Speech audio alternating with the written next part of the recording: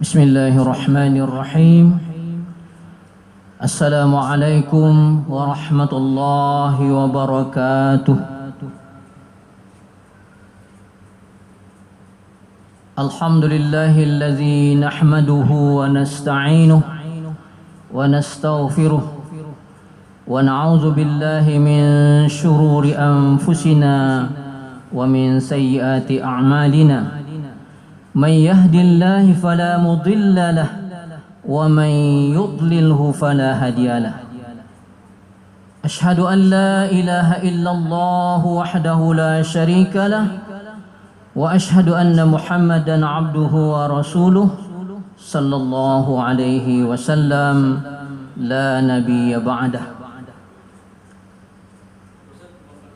Yang kami muliakan Bapak dan Ibu serta saudara-saudara jemaah salat Isya dan selanjutnya salat Tarawih di Masjid Raya Sumatera Barat ini pada malam hari ini.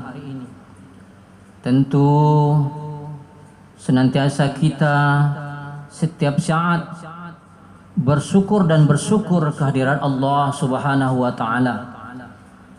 Karena sudah sepertiga penggalan Ramadan, kita alhamdulillah masih bisa mengikuti puasa Ramadan pada siang hari dan qiyamul Ramadan pada malam hari. Tentu kita berharap dengan melakukan siyam dan qiyamul Ramadan seperti yang diucapkan oleh Rasulullah SAW, man shoma ramadhana imanan wa ihtisaban ghufira lahu ma taqaddama min dzambi. Tentu kita berharap semua dosa-dosa kita yang telah berlalu diampunkan oleh Allah Subhanahu wa taala. Amin ya rabbal alamin. Bapak dan Ibu serta saudara yang kami muliakan, pada malam hari ini yang akan memberikan ceramah Ramadan di masjid kita adalah Al-Mukarram Al-Ustaz Dr. Bakhtiar MAG. Beliau adalah Ketua Pimpinan Wilayah Muhammadiyah Sumatera Barat. Alhamdulillah beliau telah bersama kita di ruangan Masjid Raya Sumatera Barat ini. Untuk itu kita ucapkan terima kasih. Tema ceramah yang akan disampaikan oleh beliau nanti adalah berdakwah melalui organisasi. Bapak dan Ibu yang kami muliakan, sebelum kita mendengarkan ceramah dari beliau kepada panitia Semarak Ramadan Masjid Raya Sumatera Barat, dapat mengunjungi Bapak dan Ibu untuk memungut infak dan sedekah yang telah disiapkan dari rumah. Kemudian juga himbauan kepada Bapak dan Ibu serta saudara yang membawa anak-anak. Tadi pada waktu sholat Isya kita masih mendengar anak-anak berteriak. Kita yang khawatir nanti imam terganggu konsentrasinya sehingga lupa nanti hafalan. Nah, tentu terganggu sholat kita berjamaah. Jadi kalau dapat anak-anak kita tolong kita pegang, kita awasi ya. Walaupun di Masjid Raya Sumatera Barat ini ada security, satuan pengaman, tentu kita tidak berharap juga anak-anak kita sampai pula diawasi oleh security Masjid Raya Sumatera Barat. Jadi masing-masing kita yang membawa anak tolong dipegang. Tuh anak-anak boleh lari belakang tuh. Ya, masih ada tuh yang berlari ya. Tolong ya kepada Bapak dan Ibu serta saudara yang membawa anak. Baiklah Bapak dan Ibu serta saudara yang kami muliakan, kita dengarkan ceramah Ramadan yang akan disampaikan oleh Al-Ustaz Dr. Bakhtiar MAG. Kepada beliau waktu dan tempat kita persilahkan.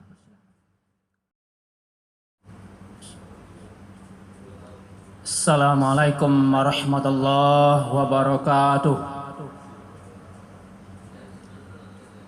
Alhamdulillahi rabbil alamin. Kasyafa yubat dunya liyatajannabahal muwafaqun. Wa hazar minal gururi haqqara wa qadaraha wal juraha wa ibadas salihun. Asyhadu an la ilaha illallah wahdahu la syarikalah. Wa asyhadu anna Muhammadan abduhu wa rasuluhu sallallahu alaihi wasallam la nabiyya ba'd. Qala Allah ta'ala fil Qur'anil Karim. A'udzu billahi minasyaitonir rajim. Wal takum minkum ummatun yad'una ilal khair wa ya'muruna bil ma'ruf wa yanhauna 'anil munkar wa ulaika humul muflihun. Surah Ali Imran ayat 104. Dan hendaklah di antara kamu sekalian ada sekelompok orang yang terorganisir, yang menyeru kepada kebajikan, menyuruh kepada yang ma'ruf, dan mencegah dari yang mungkar. Dan mereka itulah orang-orang yang beruntung. Bapak dan Ibu pengurus Masjid Raya Sumatera Barat yang kita cintai dan muliakan, Bapak dan Ibu para jamaah salat Isya dan Tarawih yang dirahmati Allah. Di malam yang berbahagia ini, kita senantiasa bersyukur kepada Allah Subhanahu wa taala karena masih diberi kesempatan dan nikmat yang tidak terhitung oleh kita semua. Di tengah-tengah dinamika kehidupan kita yang penuh dengan tantangan dan rintangan, di tengah-tengah sebahagian kesulitan hidup di antara saudara-saudara kita, di antara saudara-saudara kita yang dalam keadaan kesehatannya kurang membaik, sebahagian di antaranya ada yang masih berada di rumah sakit, sebahagian ada yang dirawat di rumah. Semoga saja saudara-saudara kita termasuk kita semua tetap diberikan kesehatan oleh Allah Subhanahu wa taala. Amin ya rabbal alamin. Bapak dan Ibu jamaah Isya dan Tarawih yang dirahmati Allah. Perkembangan Islam dari sejak semula ditancapkan oleh Rasulullah sallallahu alaihi wasallam ketika berada di Mekah, kemudian dilanjutkan di periode Madinah. Nyaris diorganisir dengan baik di Mekah, meskipun perjuangan beliau sangat berat. Dakwah Islam tidak dilakukan secara terang-terangan, melainkan secara sembunyi-sembunyi. Oleh karena keadaan yang membawa di saat itu. Tetapi Rasulullah sallallahu alaihi wasallam tetap mengorganisir secara rapi. Begitupun di Madinah.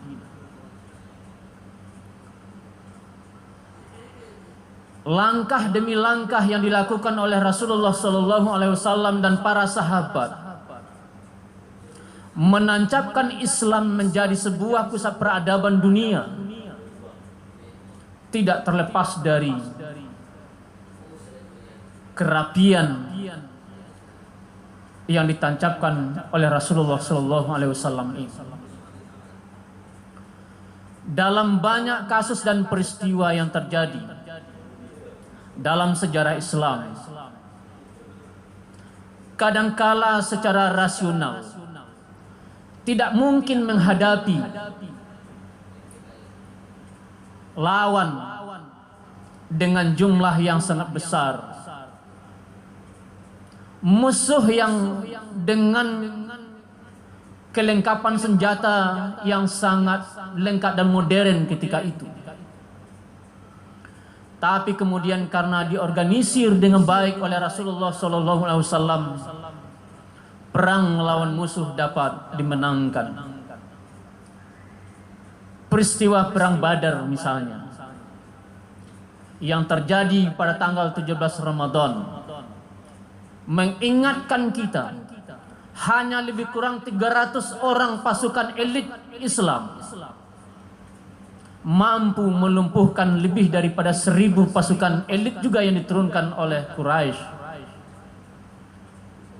Jangan diduga Bapak dan Ibu, pasukan yang terdiri dari 300 orang ini tidak dipersiapkan oleh lebih dahulu oleh Rasulullah SAW. Kemenangan itu tidak terjadi secara tiba-tiba, tetapi itu dipersiapkan lebih dahulu oleh Rasulullah SAW dengan menyiapkan pasukan elit.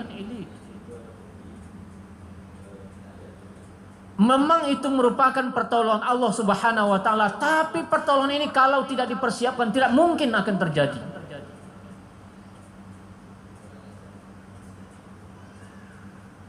...300 orang lawan lebih daripada 1000 pasukan head to head.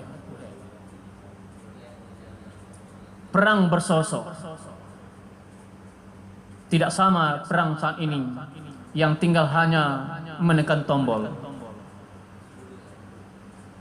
Bapak dan Ibu, berdakwah secara individu,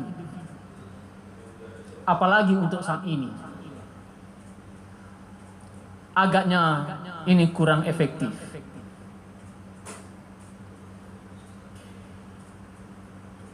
Dakwah kini dan akan datang, sekali lagi tidak mungkin hanya akan dilakukan secara mandiri sendiri secara individual. Bila mana tidak terorganisir dengan baik di bawah sebuah organisasi. Bapak dan Ibu, organisasi adalah sebuah alat, media bagi kita. Di organisasi kita berkumpul dari berbagai banyak latar belakang. Ada yang memiliki kepakaran di bidang sains dan teknologi. Ada yang memiliki kepakaran di bidang ilmu keagamaan dan keislaman. Ada yang memiliki kepakaran dan praktisi. Ada yang hidupnya miskin, ada yang hidupnya menengah, ada yang hidupnya kaya. Ketika itu berkumpul di dalam sebuah organisasi terorganisir dengan baik, terencana dengan baik, bisa dievaluasi, maka kemudian dakwah yang dijalankan insya Allah akan berjalan secara efektif. Tapi bila mana dakwah ini digerakkan oleh hanya 1 orang, 2 orang, tidak terorganisir, di samping selain lemah, mudah dipatahkan oleh lawan, juga dalam gerakannya tidak berjalan secara sistematis dan sistemis. Bapak dan Ibu, sekedar kita mengingat saja, kita mengenal tokoh-tokoh kita. Ada misalnya Haji Miskin, ada namanya Haji Piobang, dan seterusnya. Coba kita bandingkan dengan ulama-ulama kita yang menjalankan dakwahnya secara organisir dan bergerak dengan organisasi. Sampai hari ini masih bertahan, dilanjutkan generasi demi generasi.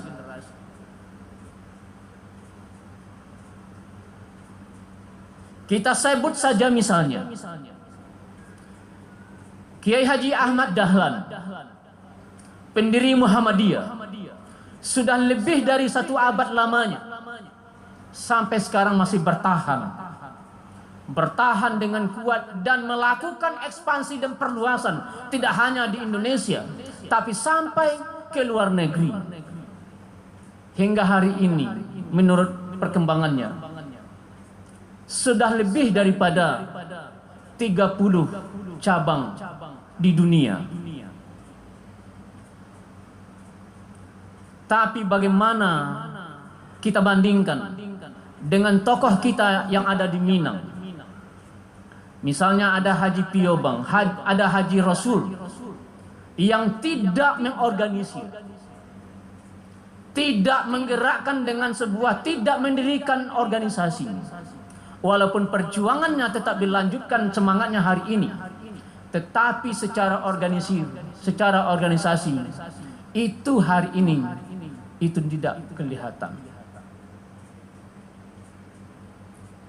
Di samping memiliki jejaring ke luar negeri, Muhammadiyah memiliki amal usaha yang itu bisa bertanding dan bersanding dengan kelompok-kelompok yang lain.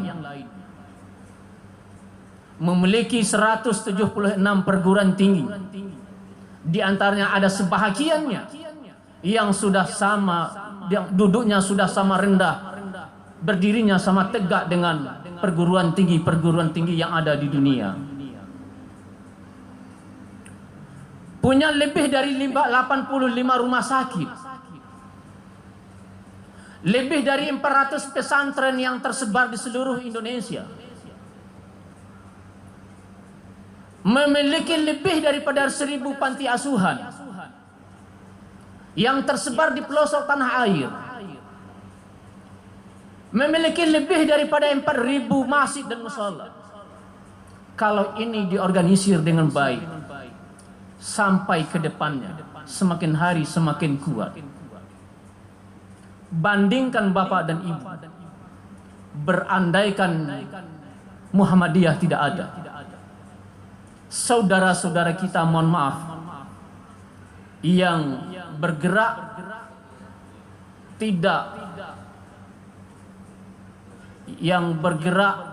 tidak mengatasnamakan Islam. Saudara-saudara kita yang di luar non-muslim, berandaikan tidak ada Muhammadiyah, tidak ada yang bisa menandingi. Tidak ada yang bisa duduk sama rendah, tegak sama tinggi dengan saudara-saudara kita. Ini satu contoh. Contoh yang kedua, Kiai Haji Hashim Asy'ari, pendiri Nahdlatul Ulama, berandaikan Nahdlatul Ulama tidak ada di tanah air kita ini, kita tidak tahu bagaimana keadaan kita umat Islam ini. Dengan budaya kepesantrenannya, ribuan pesantren tersebar di seluruh tanah air, bisa mempertahankan Islam di tanah air kita ini. Terlepas dari perbedaan di antara dua organisasi besar ini, tapi dua ini sudah memberikan kontribusi besar terhadap negara kita ini. Coba bayangkan Bapak dan Ibu, berandaikan dua organisasi ini tidak ada di tanah air ini. Bagaimana kita umat Islam ini, pergerakan Islam di tanah air kita ini. Di samping dua organisasi besar ini, masih ada lagi organisasi lain. Misalnya ada Persis, Persatuan Islam, yang berpusat di Bandung, dengan tokohnya yang sangat dikenal dalam sejarah Islam, Hasan. Ada Al-Irsyad, ada Tarbiyah Islamiyah. Kita juga tidak bisa bayangkan Bapak dan Ibu, berandaikan di tanah air kita ini tidak ada organisasi-organisasi yang bergerak dakwah ini. Terlepas dari dinamika dan perbedaan masing-masing pergerakannya, tapi ini sudah memberikan kontribusi nyata yang besar terhadap bagaimana perkembangan Islam di tanah air kita ini. Inilah pentingnya bahwa berdakwah ini semestinya dilakukan dengan melalui organisasi. Karena dengan organisasi ini bisa kita menjadi kuat. Orang bisa melihat Islam, bagaimana amal usaha yang digerakkan oleh umat Islam, oleh organisasi-organisasi Islam. tidak dipandang sebelah mata.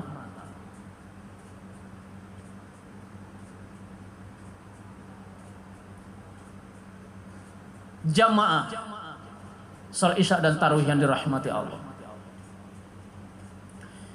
Inilah yang kemudian kita diingatkan oleh Allah Subhanahu wa taala, wal takum minkum ummatun yad'una ilal khair wa ya'muruna bil ma'ruf wa yanhauna 'anil munkar. Dan hendaklah ada di antara kita-kita ini sekelompok orang yang terorganisir dengan begitu sangat rapi, memiliki jejaring yang kuat, baik di dalam maupun di luar, sehingga bisa mengajak, bisa merancang 25 tahun yang akan datang, 30 tahun yang akan datang. Lalu kemudian pergerakannya bisa dievaluasi. Tidak mungkin Bapak dan Ibu kita menghadapi kemungkaran, kita hadapi dengan sendirian, tidak mungkin. Oleh karena itu perlu diorganisir dengan baik. Itu Allah sudah mengingatkan kepada kita. Perlu diorganisir. Wal takum minkum ummatun yad'una ilal khair.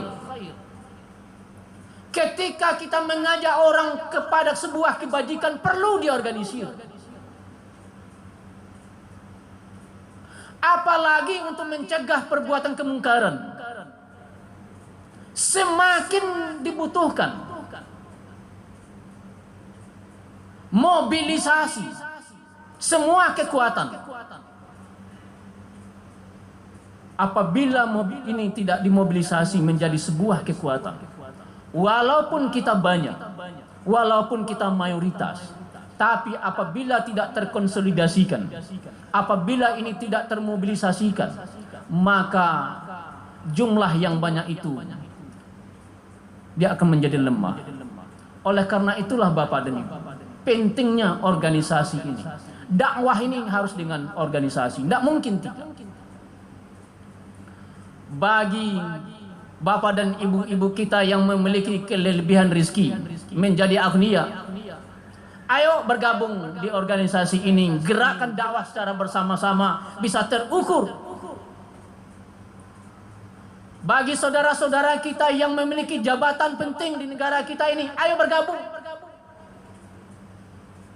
Organisir dengan baik, kemudian bisa direncanakan dengan kebijakan-kebijakan yang mungkin itu bisa dilakukan. Dipersamakan dakwah ini daripada jalan sendiri-sendirian. Oleh karena kita juga diingatkan oleh Ali bin Abi Thalib, sahabat Rasulullah sallallahu alaihi wasallam, apabila sebuah mau kebaikan kita akan lakukan, tetapi terpisah-pisah, tercerai-berai, akan dikalahkan oleh kemungkaran yang diorganisir dengan baik. Inilah peringatan Ali bin Abi Thalib kepada kita semua. Apabila potensi ini tidak kita mobilisasi. Oleh karena itu, Bapak dan Ibu jamaah tarawih yang dirahmati Allah, organisasi adalah media bagi kita untuk membangun kekuatan, untuk mengkonsolidasikan dan memobilisasi potensi yang ada bagi kita umat Islam. Oleh karena itu, pergerakan al-harakah yang dibangun oleh masing-masing organisasi, misalnya yang kita sebutkan tadi, itu semua didedikasikan untuk kepentingan umat Islam dan kepentingan bangsa dan negara kita ini. Persoalan mana yang akan kita ikuti silakan saja, sesuai dengan keyakinan dan sesuai dengan kepentingan kita. Untuk mana kita mau ikuti. Mudah-mudahan pergerakan dakwah kita ke depan akan semakin sulit, akan semakin masif kita lakukan melalui organisasi-organisasi keislaman ini. Saya kira demikian Bapak dan Ibu, karena kita dibatasi waktu. Billahi fisabil haq fastabiqul khairat. Assalamualaikum warahmatullahi wabarakatuh.